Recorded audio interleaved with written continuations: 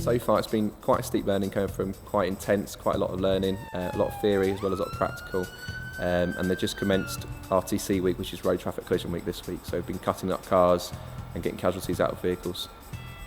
This week it comes right from the basics, so as soon as we turn up to making the scene safe. RTCs can be very dangerous, lots of dangerous fuels, electric vehicles, LPG vehicles, so the safety aspect of it. Right, let's make contact with that one there. Ben, come with me.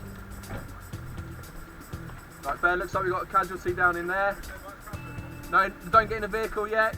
And then it's a lot about managing the casualties, any C-spine injuries and it might have, to make them safe and not moving the vehicle. Before moving on to getting them out of the vehicle through cutting up the cars, making space on moving seats, cutting seats, removing doors and things like that. So today we've been going through scenarios with casualty extrication.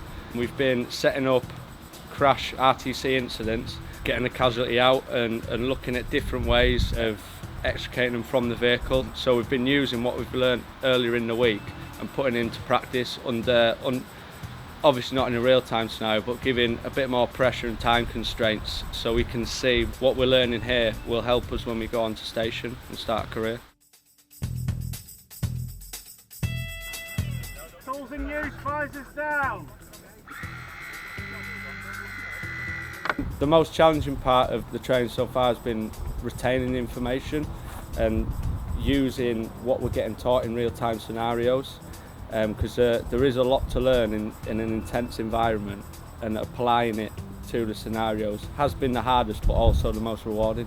It's really, really intensive, a lot going on at once and a lot harder than what I ever anticipated it would be, but very, very rewarding. Fitness is a huge aspect because you've got to be literally stamina so you can maintain, especially walking about in this sort of equipment, just this I'm wearing, it takes quite a lot to get used to. Yeah, we've been using the Halmatro equipment. In particular, there's 3 items.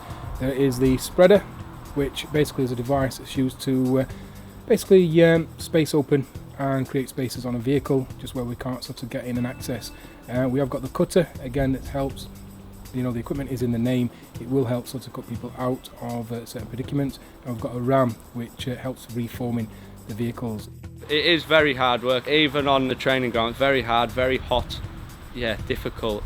But once we started working together, now we've started gelling as a group, you kind of forget how hard it is and just get focused on your task and get it completed.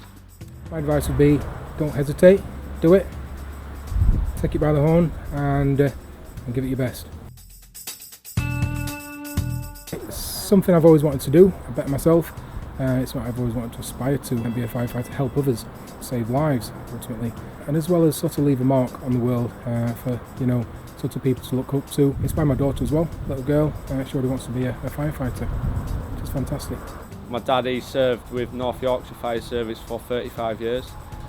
He used to be station officer at Harrogate, and my brother-in-law also works at Harrogate, so it's in the family with me. And I grew up on the fire station, so it's just a matter of time really.